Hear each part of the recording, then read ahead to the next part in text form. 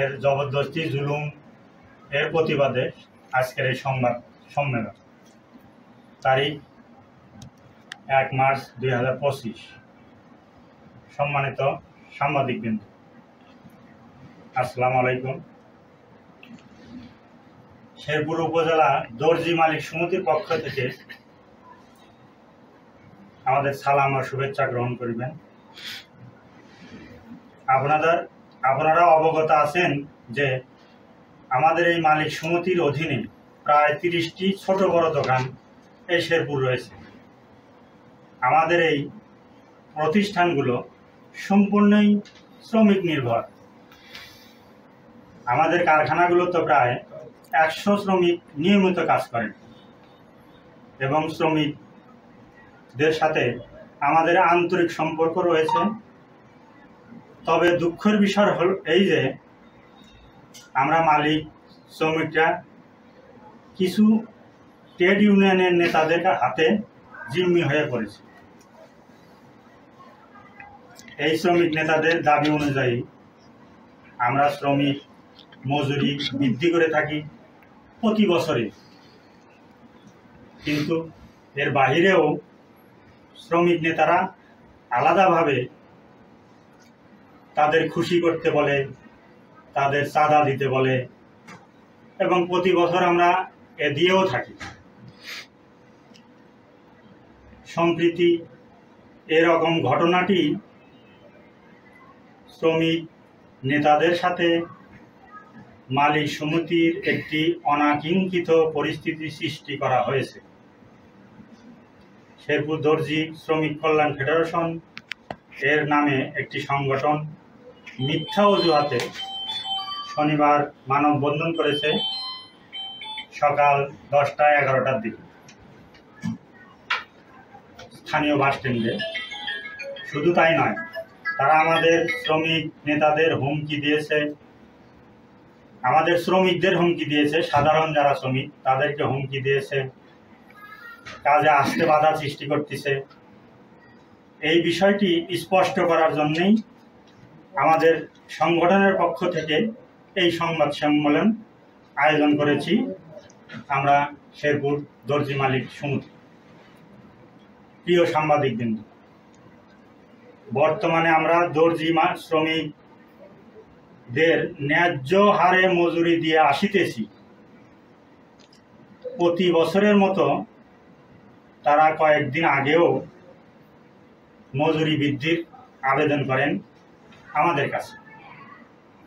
সেই পরিপ্রেক্ষিতে গত শুক্রবার সন্ধ্যায় আমরা মালিক শ্রমিক উভয় পক্ষের সাথে আলোচনায় বসি।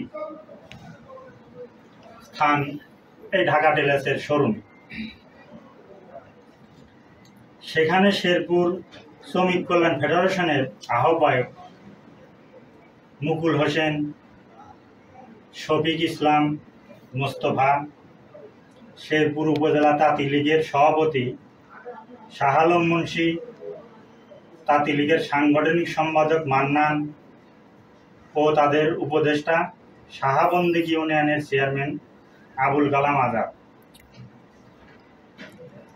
এবং শ্রমিক কল্যাণ ফেডারেশনের সাধারণ সম্পাদক আবু রায়হান সহ 10 থেকে 12 জন উপস্থিত ছিলেন। তারা কেহই আমাদের প্রতিষ্ঠানের শ্রমিক নহে। আমরা শ্রমিকদের দাবি অনুযায়ী কিছু মজুরি বৃদ্ধি করতে সম্মত হই। তখন উপস্থিত তারা বিভিন্নভাবে আমাদের কাছ থেকে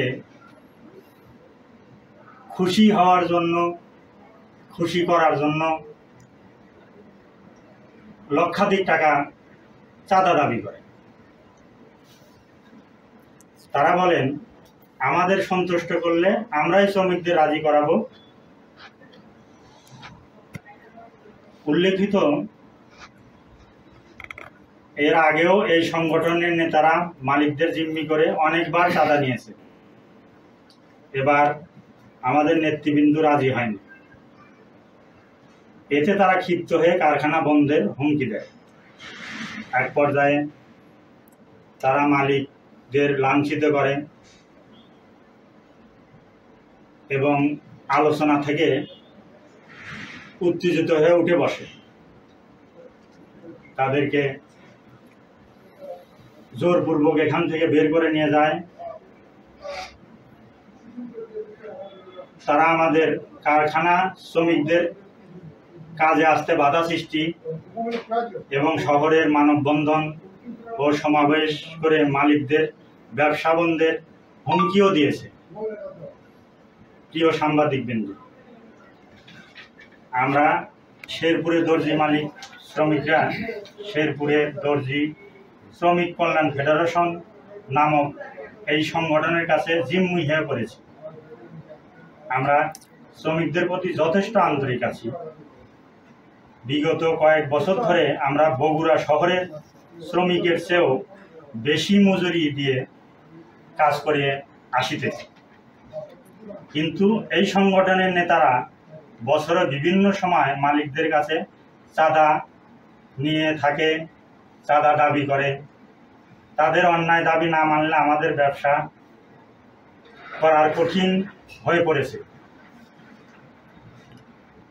আমরা এর প্রতিকার চাই। এই জিম্মি দশা থেকে মুক্তি ও ব্যবসা নিরাপত্তা জন্য আমরা স্থানীয় প্রশাসন এর হস্তক্ষেপ কামনা করছি।